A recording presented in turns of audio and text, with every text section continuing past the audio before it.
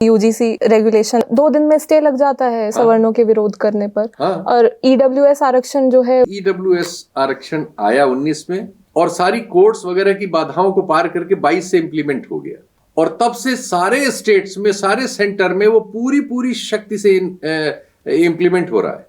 उसमें कोई बैकलॉग नहीं रह रहा है। उसमें हर नौकरी में उसका बैकलॉग की जरूरत ही नहीं हो रही, वो 10 का 10% हो रहा है। उसमें धांधली और हो रही है कि तमाम हैसियत वाले अपना फर्जी गरीबी का सर्टिफिकेट बनवा के वो नौकरियां उस कोटे में ले रहे हैं, जैसे वो अपंगता वगैरह के कोटे में ले लेते हैं, जैसे कई नकली अपने को दलित बता के ले लेते हैं। ये सब धांधलियां अपनी जगह हो रही हैं, लेकिन उस कोटे के इम्प्लीमेंटेशन में कोई परेशानी नहीं है। मंडल कमीशन लीजिए, 80 में उसकी पहला उसके बारे में स्टडी, वो तो स्टडी करके आया था। पहले उसके बारे में एक लंबी स्टडी चली है, स्टडी रिपोर्ट आई, वो रिपोर्ट पड़ी रही सरकारों के पास। 80 में आ गई थी, 10 साल पड़ी रही, 90 में जाके वो लागू हुआ। उसके बाद वो मुकदमों में फंसा।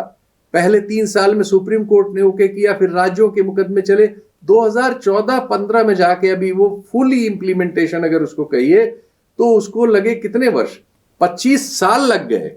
और अभी भी उसके डिफरेंट चैलेंजेस डिफरेंट लेवल पे तरह तरह की टेक्नोलॉजिकल इश्यूज बना के कर दिए गए। जैसे मध्य प्रदेश सरकार वर्षों से कोर्ट्स में फंसी हुई है, हाई कोर्ट और सुप्रीम कोर्ट में। वो अपने स्टेट में चीफ मिनिस्टर यादव है, लेकिन वहां 13% भी नहीं दे पा रहे हैं वो। तो मैं यही सोच रही थी कि और अच्छा मजेदार बात है, मोहन यादव को भी इसी तरह से यादव होने के नाते जो गालियां पैदा की जा सकती हैं या चिढ़ाया जा सकता है या बुरा कहा जा सकता है, वो सब कहा जाता है, भले वो बीजेपी का है।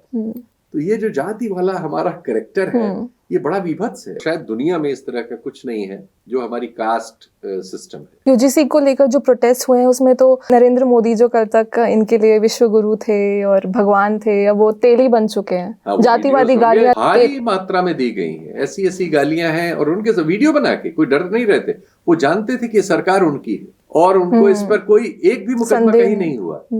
लेकिन अगर कोई विपक्ष का आदमी प्रधानमंत्री के बारे में कुछ कह देगा तो वो जेलों में सड़ेगा। और ट्वीट कर देने पे लोग जेल गए हैं और महीनों जमानत नहीं हुई है। और यहाँ लोगों ने बाकायदा जुलूस निकाल के उनको नाम लेके गाली दी, उनको वही शब्द तेली कहा और जाति सूचक गालियां दी, बेतरह वीडियो बनाए, जारी किए, सब किया उन्होंने, उनका कुछ नहीं हुआ।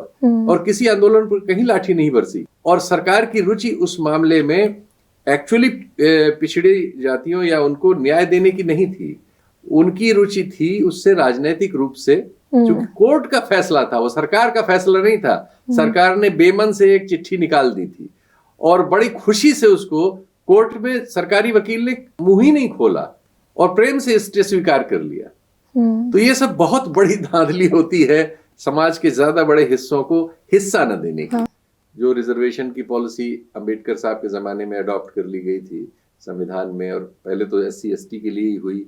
हालांकि अभी किसी में भी जो प्रतिशत उनके लिए तय था वो कहीं राज्यों में कहीं पूरा नहीं है। यानी SC/ST को जो संविधान के एकदम शुरुआत से मिला हुआ है वो भी कहीं पूरा नहीं है।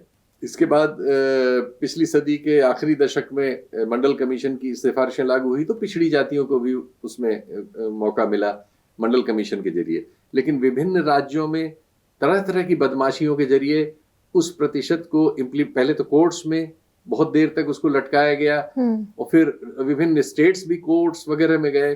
फिर उसके लागू करने के प्रोसेस बनाने में यूपीए की एक सरकार में अर्जुन सिंह नाम के मिनिस्टर ने बहुत काम किया, बहुत सीरियस काम किया। तो उसके बाद कुछ उसमें परसेंटेज ग्रोथ हुई और जाके मुझे लगता है कि मोदी जी साहब के आ जाने के बाद 2014-15 में वो सब चीजें कोर्ट्स वगैरह से लड़ाई वड़ाई से सेटल हुई, जब बराबरी से उनका प्रतिशत कम से कम सेंट्रल सर्विसेज में नजर आया कि आ जाएगा। लेकिन अब बहुत तरह की तिकड़मों से उस परसेंटेज को राज्यों के स्तर पर घटाने में सफलता है और बहुत सारे मामले कोर्ट्स वगैरह में जाके टेक्निकली सरकारों द्वारा फंसा दिए जाते हैं और जनता में कहा जाता है कि अब मामला तो कोर्ट में है। जिन मामलों में सरकार चाहती है उन मामलों में कोर्ट्स 1 घंटे में फैसला कर देती हैं। हाँ। और जिसमें सरकार की गर्दन फंस रही होती है उसमें कोर्ट्स अपने किए फैसले को तुरंत उलट भी लेती हैं। सुप्रीम कोर्ट तक हम ये देख रहे हैं। अरावली के मामले में जब राजस्थान की जनता सड़क पर उतर आई तो तुरंत उसी कोर्ट में, जिस कोर्ट ने आदेश दिया था अरावली को 100 मीटर तक खोदने का, उसने तुरंत अपना आदेश उसी सुप्रीम कोर्ट ने विड्रा कर लिया। अभी यूजीसी के मामले पे देखा, इसी सुप्रीम कोर्ट की इसी बेंच ने सितंबर 2025 में रेगुलेशन बेहतर बनाने का 2012 से स्टेक होल्डर से बात करके 8 हफ्ते में ये करने का डायरेक्शन दिया था। देश में समर्ण हंगामा हो गया, मीडिया वगैरह सब ने नोचना शुरू कर दिया, तो उसी कोर्ट ने, उसी बेंच ने उसमें तमाम खामियां निकाल के उसको स्टे करके नोटिस दे दिया। वरना बहुत सारे SIR में हर राज्य सुप्रीम कोर्ट के सामने जो विपक्ष का है पड़ा हुआ है, विपक्षी दल पड़े हुए हैं, इंडिविजुअल्स पड़े हुए हैं, किसी मामले में 1 मिनट स्टे नहीं दिया। तो पूरा हमने पूरी प्रणाली को नष्ट कर लिया है और सब चीजें सिर्फ सरकार की सेवा करने में लग गई हैं, सरकार की पॉलिटिकल इज्जत बचाने में और सरकार के गलत कामों को पकड़े जाने से बचाने में, या उनको आजकल जो एक कहा जाता है क्लीन चिट देने में, इस सब में इन सब चीजों का इस्तेमाल हो रहा है और ये बहुत खराब और खतरनाक है। पटना यूनिवर्सिटी में जो अपर कास्ट स्टूडेंट है वो प्रोटेस्ट करते हुए ये बोल रहे हैं कि अगर ये यूजीसी रेगुलेशन वापस नहीं लिया तो हम इस्लाम कबूल कर लेंगे। मैं कभी कभी सोचती हूँ, अगर जो स्टूडेंट्स जो हैं जो OBC SC ST समाज से आते हैं, अगर वो ये बात कहते कि हमारे साथ देश में जाति के आधार पर इतना अत्याचार हो रहा है, हम इस्लाम कबूल कर लेंगे या कोई और धर्म कबूल कर लेंगे, जिस तरह डॉक्टर अम्बेडकर ने किया, बुद्धिज्म अपना लिया, उसके लिए कैसा रवैया रहता? दूसरी हिंसा हो रही होती। अगर वो बुद्धिज्म या इस्लाम या ईसाईयत कबूल करने की बात करते तो दूसरी तरह की हिंसा हो रही होती। ये इनको ये भी सुविधा है ना कि ये कहेंगे तो इनका कोई एक्शन नहीं होगा, इनको कोई बिगाड़ नहीं सकता। दूसरे लोगों का तो नुकसान हो जाएगा, उन पर मुकदमा दर्ज हो जाएगा। यूपी वगैरह में इस तरह के तमाम फर्जी मुकदमे चल रहे हैं, तमाम लोग इस सब में फंसे हुए गरीब आदमी दौड़ रहे हैं। तो ये इतनी अन्यायी व्यवस्था है। मुझे इलाहाबाद के एक छात्र ने बताया, वो लोग एक मुकदमा लड़ रहे हैं जिसमें यूपी PSC जो PCS वगैरह की परीक्षाएं लेती है, उसमें एक इशू है माइग्रेशन वाला। आजकल ये हो रहा है कि इन परीक्षाओं में OBC की जो कट ऑफ लिस्ट है वो जनरल से ऊपर चली जा रही है, लेकिन अगर माइग्रेशन की परमिशन हो तो ऐसा नहीं होगा। यानी जनरल से बेहतर प्रदर्शन कर रहे हैं OBC के बच्चे, मेरिट का तो यहीं ध्वस्त कर देते, पढ़ता नहीं है कोई।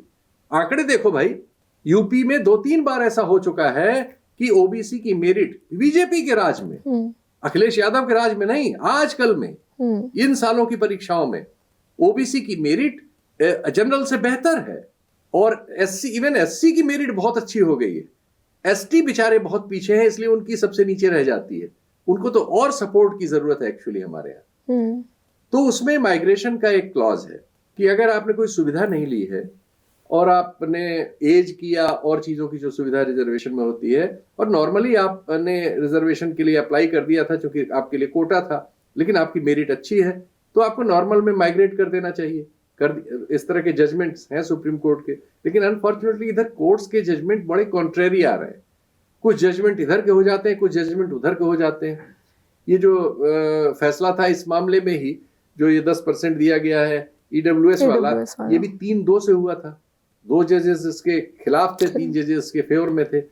तो ये ऑलरेडी वहां जस्टिस नागरत्ना वगैरह इसको ओपनली कह चुकी हैं कि हम लोग ऐसे मामलों में जो फाइनलिटी की ओर बढ़ चुके थे, जिनमें एक धारा बन गई थी नीचे से ऊपर तक की कोर्ट्स की, सुप्रीम कोर्ट तक, कि ये कानून इस मामले में ये न्याय देगा, अब हम उनको भी उलट पलट दे रहे हैं। तो इस तरह से तो न्याय कभी मिल ही नहीं पाएगा लोगों को। वैसे ही नंबर ऑफ केसेस बहुत है, टाइम बहुत लगता है, और फिर अगर हम ये सब भी करने लगेंगे, अब यही हो रहा है एक्चुअली, तो हमने पूरे न्याय के सिस्टम को भी ऐसा अपने आप ही फंसा लिया है। और ये तो पूरा इलीट क्लास का ही है, पूरा हमारा कॉलेजियम सिस्टम। तो इसमें तो OBC, दलित, आदिवासी का तो बेचारों का मतलब कोई धोखे से कभी एक आध कोई आ जाता है, उसके बाद चला जाता है। ये तो पूरा डोमिनेंस एक ही का है। तो आप एक इंस्टीट्यूशन ऐसा नहीं बना पा रहे हो जिसमें चीजों की फाइनलिटी हो, ये तो आप ही बना रहे हो ना। कहाँ है मेरिट आपकी?